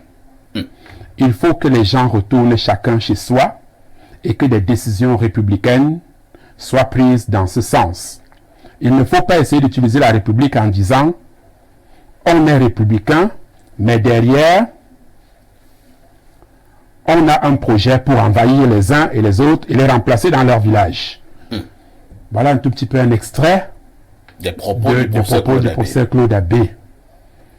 Je voudrais relever parfait quand même que vous l'avez peut-être dit dans votre propos introductif que la sortie du professeur Claude Abbé a été interprétée différemment. Tout à fait. On a pratiquement un décor, on a deux camps aujourd'hui. Ceux qui pensent que le professeur Claude Abbé a versé dans le tribalisme. D'autres qui pensent que le professeur Claude Abbé n'a fait que dire tout haut ce que beaucoup pensent tout bas. Quelle est la lecture que nous avons? Dans un premier temps, vous venez de le relever déjà que, en fait, partant de la définition d'explication que Blériot a donnée, le Cameroun est appelé dans un premier temps d'abord à vivre, à cohabiter. Mais sauf que on a une manière d'agir propre à une tribu qui aujourd'hui semble un tout petit peu narguée parce que être tribal, c'est valoriser un tout petit peu ses origines, sa tribu, au détriment de l'autre. Maintenant, dans le contexte camerounais et on va dire qui est le nôtre où nous sommes ici en ce moment, c'est que une tribu a longtemps été, on va dire presque dupée dans les transactions foncières. J'assume mes propos et me dire presque dupée dans les transactions foncières. Une tribu partie de très loin s'est retrouvée en train d'occuper progressivement, voire en envahissant même un tout petit peu certaines localités, certains villages. J'espère que tu ne seras pas aussi taxé de tribaliste. Je vais assumer, même s'il est vrai que certains, on parle de tribalisme aujourd'hui, alors qu'en fait, est-ce que M. Abbé essayait de valoriser un tout petit peu sa tribu? Je ne pensais pas. Il dénonce un tout petit peu une pratique quand il parle de l'importance de la nécessité d'une réforme foncière. Parce que vous êtes sans l'ignorer parfait peut-être que autant la population, je vais la nommer, et quand, comme vous l'avez si bien dit, est accueillante, a permis que les occupants venus de très loin s'installent à gauche, à droite et même parfois en limitant, mais au nom parfois de l'argent, au nom du matériel, on se retrouve en train d'envahir les tombes de tel côté, les villages de l'autre côté. Il n'y a plus un quoi, Yaoundé, on va vous dire que Monsieur Parfait, ici et toi, votre village c'est à tel endroit, vous êtes bel et bien majoritaire et omniprésent. Ce n'est plus ça. Monsieur Claude Abbé ne fait que faire appel et souhaiter, comme le gouvernement est en train de l'envisager. Vous êtes de ceux qui pensaient que le Claude Abbé, comme justement les sociologues, il n'a fait que dire ce qui se passe. Ce n'est pas la vérité. Pourquoi? Parce que aujourd'hui, il y a des Camerounais qui ne peuvent pas se retrouver, ou bien ces peuples, pas seulement Maïkan, aller dans une région qui m'a accueilli, qui m'a déroulé le tapis, parce que mon épouse est de ce côté. Mais je vous dis, mon cher, vous n'êtes pas habilité, vous n'avez pas la même possibilité d'acquérir un terrain de ce côté-là, de vous installer et vivre aisément, comme c'est le cas de ce côté. C'est un tout petit peu dans cette duperie, dans cette réorientation, dans ce formalisme de la réforme foncière, qui voudrait bien que les locaux, les autochtones puissent retrouver un tout petit peu leurs droits. Très bien, merci beaucoup. C'est dans ce sens un peu que s'inscrit la sortie du professeur Claude Abbé. C'est compris. Je vais passer la parole à Bernardo Basson. Bernardo Basson, vous savez, un tour dans l'histoire, dans un pays africain, je vais le nommer le Rwanda. C'était parti comme une blague, ses propos tribalistes, ses discours haineux, dans une chaîne de radio de ce côté, la chaîne baptisée Radio 1000 Collines, et c'était parti de là, le Rwanda s'est embrasé. Est-ce qu'il ne faut pas prendre cette affaire de propos tribalistes et discours haineux au niveau de certains médias? Est-ce qu'il ne faut pas prendre cette affaire, disais-je, avec beaucoup de sérieux pour que nous n'arrivions pas à la situation du Rwanda avec Radio 1000 Collines? Il me semble, toute proportion gardée, qu'il nous sera très difficile d'arriver à un génocide total au Cameroun parce que certaines personnes ont beaucoup d'intérêt à préserver. Elles peuvent se limiter à certains discours, mais quand il faudra véritablement rentrer dans des actions directes et pratiques, beaucoup vont freiner au regard des intérêts qu'elles ont en jeu et de ce qu'elles ont eu à accumuler comme bien. Je pense qu'on est encore très loin de la situation rwandaise. Mais le propos ou les propos du professeur Claude Abbé ainsi que ceux du docteur Itoa ici me confortent quand même sur certaines grilles de lecture. Premièrement, le problème est totalement ailleurs. À la base, il est culturel. En principe, lorsque vous venez chez quelqu'un, vous avez au moins la semi-obligation de vous intégrer dans ce que propose cette personne.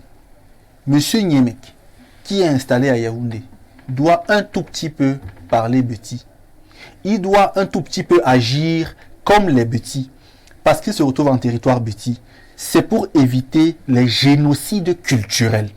L'ONU... Bernardo Basson, vous parlez que lorsque vous allez chez quelqu'un, c'est justement ce genre de propos que d'autres qualifient de propos tribalistes. Ils vous font comprendre que le Cameroun est un et indivisible, et donc, parfois, ici, peut aller vivre à Bafoussam, sans problème. Même si je suis à Bafoussam, je suis également chez moi. Mon ami de Bafoussam, qui s'appelle peut-être Kamdem Chonko Pierre, peut également venir vivre à Yaoundé ou en Bankomo, sans problème. Il se sent également chez lui. Ceux qui le disent se trompent. Ah bon? Parce que le Cameroun n'a pas été peuplé de la même façon et au même moment.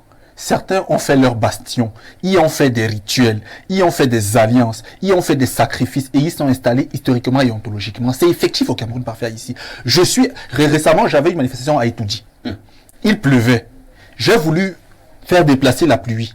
Mais j'ai demandé à un jeune, est-ce qu'il n'y a pas un papa Etoudi ici que je peux aller voir? Parce que je ne suis pas en Gambé, je ne suis pas à Bobéa. Pour toucher le ciel des gens sans leur consentement. Vous pouvez freiner la pluie. Parfait, ici c'est un détail, on n'est pas là pour parler de ça. Mais ce que je veux dire, c'est que quand on est chez quelqu'un parfait ici, on doit s'accommoder à certaines pratiques de la personne. Le Cameroun est un dans son ensemble, mais le Cameroun a des fractions. Il faut bien le comprendre. Le second problème ici, il est financier. Il est financier parce que certaines personnes veulent exacerber ce qu'elles appellent le pouvoir de l'argent. Et je parle des Bamileke. Les Bamileke au Cameroun se croient tout permis.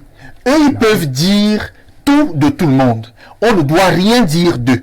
Pour eux, Bamileke, c'est une insulte. C'est une aberration. Souvent, sur ce plateau, je dis que les Bassas sont méchants. Je dis que les Bassas sont paresseux. Ça ne dérange pas.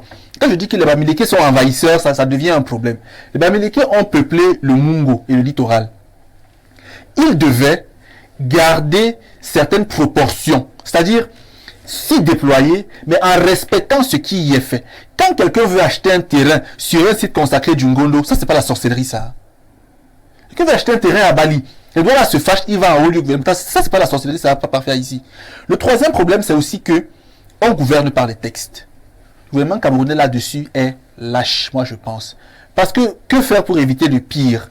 Pas grand chose. Premièrement, au départ, renvoyer tout le monde chez lui et rééquilibrer les richesses. Oh là là. Deuxièmement, prévoir des textes pour sanctionner de façon vraiment rude les débordements langagiers. En Europe, qu'est-ce qui est fait contre le tribalisme, contre le racisme par exemple et contre l'homosexualité? Vous voyez ce qui est fait. Moi, je suis contre l'homosexualité de manière pratique. Sauf que qu'est-ce qui est fait là-bas? Dès qu'un propos d'une certaine nature est prononcé sur un thème relatif à l'homosexualité, on vous sanctionne durement, on vous punit, du coup, on refoule cela. Bernardo, j'ai toujours un problème avec ton propos là. Oui, parfait. Premièrement, qu'on renvoie, comme vous dites, chacun chez lui. C'est ça qui crée un problème. Mon nom, c'est pas Kenfak. J'ai vécu avec les Tchans. J'ai un deuxième père à moi qui est Tcham, que j'aime beaucoup, qui vit à Nyom. Est-ce que chaque Camerounais ne devrait pas se sentir à l'aise partout où il se trouve au Cameroun? Cela sera effectif quand le gouvernement aura bien disséqué, bien réparti la façon dont on devrait vivre sur le plan social. Tant qu'il y a ce boxon, tant qu'il y a ce fatras, on ne pourra jamais bien vivre. Chacun replie d'abord. Le gouvernement nettoie ce qu'il a nettoyé, refait les textes et dit que désormais quand tu vas chez autrui, voici, parce qu'au Cameroun on couvre le studio culturel. Aujourd'hui quelqu'un est à Douala, mais il ne parle même pas sa langue. Merci, c'est compris. Non, docteur, sauf d'abord que Serge Mon puisse également coller en commentaire. Serge Mon, si les discours taxés des tribalistes et haineux continuent de prospérer au niveau de certains médias, n'y aura-t-il pas péril sur ce que nous appelons de plus en plus au Cameroun, au vivre ensemble? Alors, je vais commencer d'abord par balancer un pavé dans la mare. Il faudrait bien qu'on puisse comprendre les choses et n'en déplaise à certains. La première chose, c'est que le tribalisme n'est pas une infraction pénale. Commençons par là. Le tribalisme n'est pas une infraction pénale. Pourquoi? Parce qu'il renvoie à deux réalités en même temps. Et le grand frère Bilérieux l'a soulevé. Il s'agit d'exacerber son sentiment d'appartenance à une ère culturelle, à une ère géographique, à une ère civilisationnelle, à une ère historique ou géographique bien précise. Et il peut s'agir en même temps, dans sa forme de dérive, à une exclusion, à une sectarisation ou bien à une ostracisation d'un groupe ou d'un ensemble de groupes.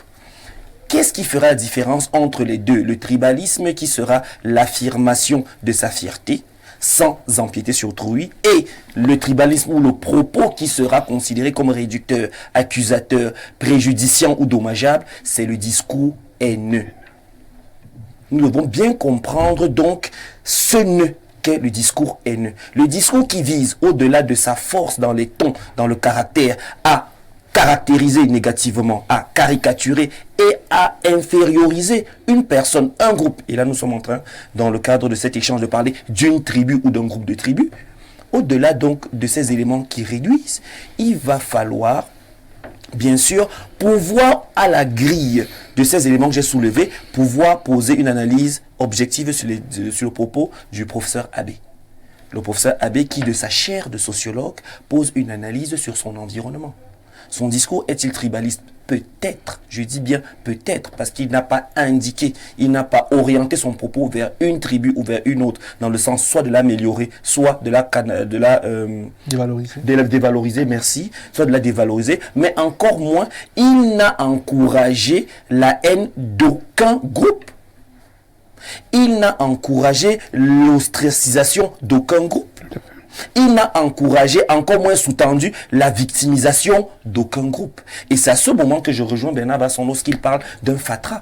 Parce que nous savons très bien dans notre organisation, en termes de texte et en termes de concept, ce qui peut être attaqué, ce qui peut ne pas l'être. Mais comme nous avons encore soit des atermoiements, soit des hésitations, soit, comme on l'a dit sur ce plateau, peut-être des lâchetés, ce fatras donc permet à certaines personnes d'user de leurs avantages du moment pour pouvoir soit s'auto-victimiser et donc empêcher qu'on puisse dire des choses pour ce qu'elles sont, soit tout simplement museler d'autres. Et c'est là que le problème se trouve. Merci beaucoup. Avant de repasser la parole aux uns et aux autres qui veulent absolument réagir, je dois également dire que je suis extrêmement bousculé au niveau de ma messagerie. Je lis encore quelques messages. Bonjour Perfecto et à tout ton panel. Je suis d'accord avec Basson car les Bamileke ne sont pas les seuls nomades, mais seulement ils posent beaucoup de problèmes. Par exemple, les Bororo se déplacent sans poser ce type de problème. Je suis Bamileke et j'assume mes propos. C'est Gaétan depuis Douala qui envoie le message. Autre préoccupation, je pense que nous allons prendre le message du plus 49. L'Allemagne. Plus 49. Alors, qu'est-ce qu'on nous dit là? C'est l'Allemagne? C'est l'Allemagne. Bonjour le panel. Je ne crois vraiment pas que quelqu'un ait acheté un terrain par force. On en connaît qui ont vendu leur terrain et dès que l'argent est fini et aujourd'hui, ils viennent se plaindre. Je classe ça juste dans le cadre de la jalousie. Et il n'y a pas d'autres explications. D'autre part, je ne suis pas d'accord avec Bernard. Il n'y a pas de chez eux. Que faire alors des familles multiculturelles comme la mienne? C'est Yves de Berlin qui envoie le message. Affiliation est paternelle. Et je vous amène au 233. Bonjour Perfecto et à ton grand plateau. Bernard Basson, une tête bien faite. Wow! Quelle lucidité dans l'analyse sur l'infidélité et sur comment dominer sur son ou sa partenaire. Mais je veux beaucoup plus chercher les messages qui concernent le dernier sujet. Et je prends celui-ci, du même auteur d'ailleurs. S'il te plaît, Perfecto.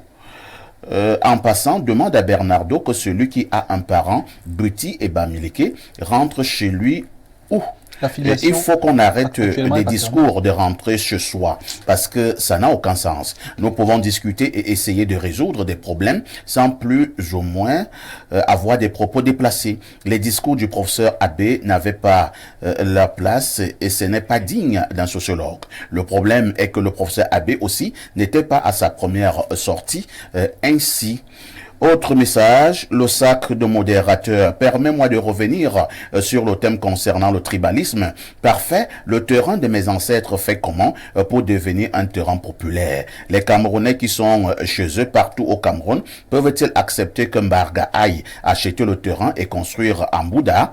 Soyons sérieux, grand frère. Voilà, Chez moi, aucun centimètre ne sera vendu, ni cédé à qui que ce soit. Je remets la parole à Pierre Blériot-Niémec. Pierre Blériot-Niémec, Bernardo a beaucoup disserté sur les propos de Claude Abbé et même Docteur Etoile. Maître Mon a également beaucoup parlé des propos du professeur Claude Abbé. Je voudrais avoir effectivement votre lecture de ces propos de Claude Abbé. On a même vu sur la toile beaucoup qui ont lancé des pétitions à l'endroit de l'université catholique, demandant à l'université catholique de chasser le professeur Claude Abbé pour des propos qu'il a tenus dans une chaîne sœur, des propos qualifiés de tribalistes. Bon, disons déjà que les propos de Claude Abbé étaient très circonspects. Ça veut dire que quand vous portez quelqu'un en jugement quelque part, vous devez montrer qu'il vous a cité nommément. Vous voyez, Abbé a montré qu'il était très intelligent. Il n'a pas cité quelqu'un. Et je crois que les juristes sont clairs là-dessus. En matière de diffamation, il n'y a pas de supputation. Oui. On doit vous avoir cité nommément. Et pas que le prénom, souvent. Non. Nommément. C'est-à-dire, vous ne pouvez pas imaginer que ce que Niémega dit là, Il subodore ceci. il voulait parler de moi. Non. Donc, ce n'est pas recevable. Tout à fait. Maintenant, si l'université catholique vient à céder à une telle pression, elle ouvre les vannes à beaucoup d'autres choses qu'elle ne pourra pas contrôler. Parce que je dis déjà, c'est une mauvaise approche. L'université catholique est peuplée de beaucoup d'étudiants de l'Ouest. Beaucoup. Ils sont majoritaires. Non, elle peut céder. Il y a Mais des travaux mais en même temps, elle est sur le terrain des Ekambeti. de Monseigneur. Est-ce que vous comprenez ça? C'est dans un serpent de mer, il ne faut pas entrer dans ce jeu. Ce qu'il faut dire, c'est que c'est l'État qui a échoué. À quel niveau? Les gens ne comprennent pas. Bernardo et Claude Abbé se trompent. On ne peut plus rentrer. Les gens ont vendu. C'est impossible, il faut limiter. Non, l'État devait protéger. La loi demande à l'État de protéger les populations autochtones. C'est-à-dire on protège les populations contre elles-mêmes, qui cèdent sans le vouloir. Il y a un minimum de patrimoine. Non, chacun est chez lui au Cameroun. Mais chaque village a un propriétaire. On ne peut pas se retrouver dans une situation où tous les villages écans auront été vidés de tous les écans. Même contre la volonté des écans, il fallait protéger les écans. Maintenant, rentrer chez tel ou chez tel autre, c'est une gymnastique très difficile. Par contre, il y a eu de très mauvaises acquisitions. La loi a aussi prévu des choses. Vous voyez des gens utiliser des prêtres noms, utiliser plusieurs noms. La loi a prévu qu'un individu n'ait pas une certaine quantité de terre pour lui seul dans une certaine région. Il y a des limitations. Mais vous trouverez que quelqu'un a 250 hectares dans le village des gens. Parce qu'il a de l'argent. L'argent ne vous permet pas de tout acheter. Est-ce que vous pouvez comprendre ça? C'est pas parce qu'on a l'argent qu'on peut tout acheter. Voilà.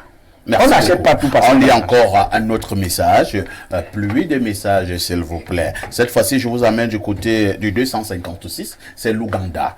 Qu'est-ce qu'on nous dit? Bonjour, parfait, que chacun rentre chez soi. Le professeur Abbé a bien dit, pour une fois, il y a certaines tribus où tu ne peux pas acheter un terrain comme à l'ouest. Voilà. Chez moi, Marie Aetokos, il lutte pour que mon mari quitte son propre village, Ngobijoka, épouse Onana, qui nous envoie donc le message depuis l'Ouganda. Perfecto, qu'est-ce qu'on nous dit là? Perfecto, des États-Unis, des États-nations, voilà un malheur pour le Cameroun. Lorsque les éléphants se battent, c'est l'herbe qui souffre. Le tribalisme ne date pas d'aujourd'hui au Cameroun. Il fut dénoncé par les nationalistes à l'instar de Oumniobe, promouvant l'intégration nationale. Claude Abbé a été incompris et a totalement raison. Aucune tribu n'est au-dessus des autres. Nous connaissons ceux qui dérangent. C'est Michael Jean-Raymond, depuis Bamenda, qui envoie le message. Docteur, et toi, en un mot comme en mille, lorsque nous parlons du tribalisme et des discours haineux au niveau de bon nombre de médias, que faut-il retenir? Discours haineux, je crois quand même que vous avez pris un exemple tout à l'heure parfait qui concernait le génocide dans un pays voisin, un pays subsaharienne, voilà, pour dire que le gouvernement camerounais a commencé à très longtemps par les enseignements, les notions de citoyenneté, de patriotisme, de tribalisme même qui sont évoqués dès la classe de 6e. 6e, 5e, on avance au fur et à mesure. Maintenant, nous sommes à un certain niveau où on a l'impression qu'au nom de l'argent et des ambitions politiques parfois inavouées, une tribu se permet aujourd'hui de tenir un peu n'importe quel genre de discours. Vous êtes toujours là en train de dire au nom de l'argent et de l'avoir une tribu. Il s'agit de qui? Les Makia? Ben voilà. Les Bororo? Les Bamileke, les nordistes, et eux sont les plus riches du Cameroun en termes pécuniers. Moi, je pense qu'il faut d'abord stopper leur propagation. Demander d'abord que chacun rentre dans sa région. Du coup, ce que Cabral dit pour son fédéralisme, moi, m'intéresse. On doit fédérer les régions. Permettre à chacun de s'épanouir chez lui. Comme ça, sur la scène nationale, on peut trouver des éléments à mettre ensemble. Oui, mais là, je voudrais jeter par ça avec la permission honnêtement, la sortie du professeur Claude qui insistait sur la venue de la réforme foncière, c'est pour réguler un tout petit peu cette occupation. Mais je suis contre la sortie, son extrait, c'est le fait de demander à chacun de rentrer chez soi. La réforme foncière viendra réorganiser un tout petit peu cette occupation. Maître Serge Mont, vous qui êtes justement juriste, je vous pose une question pour moi de droit. Je prends un exemple. Si vous êtes venu dans notre village, vous avez acheté des hectares de terrain à des prix vraiment symboliques. 10 ans plus tard, 15 ans plus tard, 20 ans plus tard, n'est-il pas possible que nous remettions la négociation sur la table en ces 10 ans que nous avions été bernés? Ben, évidemment que c'est pas un mécanisme automatique. Ce n'est pas un mécanisme automatique parce que la loi est claire sur ce point. Une vente est parfaite à partir du moment où les parties se sont entendues sur la chose et sur son prix. Et s'il fallait imaginer que la loi ne puisse pas protéger le futur, ce ne serait plus la loi, ce serait l'anarchie. Mais il est toutefois possible, dans certaines situations, dans certaines configurations, de pouvoir re-questionner les conditions dans lesquelles une vente a été passée. Et s'il y a un élément qui peut démontrer, à suffire, qu'il y a eu dol, c'est-à-dire tromperie, ou qu'il y a eu un usage exagéré de la position dominante, peut-être de l'acheteur, parce qu'il a la puissance financière, l'exploitation d'une situation de besoin et d'indigence, à ce moment-là, les marrons peuvent être remis au feu, comme on dit chez nous. Merci beaucoup. C'est ce qu'il fallait dire globalement ce matin concernant donc le tribalisme et les discours haineux dans certains médias. Nous n'avons pas la prétention d'avoir tout dit. Ce qui est intéressant pour nous est que nous puissions vivre en toute harmonie. Je vais dire merci au docteur Etoile, enseignant d'université et qui est venu nous rendre visite ce matin. Merci à Pierre Bleriou-Guébek, notre consultant permanent. Merci également à Serge Mont, qui est juriste, avocat au barreau du Cameroun. Merci à Bernardo Basson, notre invité permanent. Le journal de 12h, c'est dans quelques minutes. 19h, journal en anglais. 20h, journal en français. N'oubliez pas, à partir de 21h, un débat en langue anglaise, débat politique mené par Madame Ilouga. La rediffusion de ce programme, c'est tous les soirs à partir de 22h30. Avec tout ceci, que faites-vous encore ailleurs?